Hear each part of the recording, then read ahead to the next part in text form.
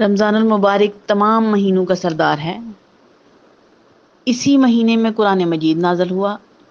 یہ رحمتیں، برکتیں، عنایتیں سمیٹنے کا مہینہ ہے۔ ان ایام میں ایک فرض کا اجر 70 گنا بڑھا دیا جاتا ہے۔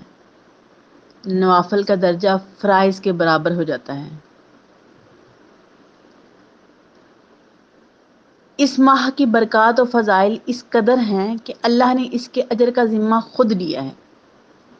شاید اسی لیے مسلمانوں کو بھی اس ماہ میں بخشش و استغفار، گناہوں سے نجات کی جس قدر فکر لاحق ہوتی ہے، گویا پورا سال نہیں ہوتی۔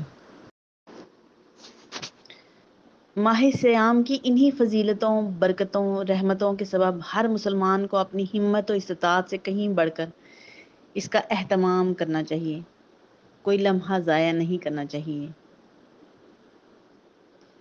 یہ 1000 مہینوں سے افضل ہے۔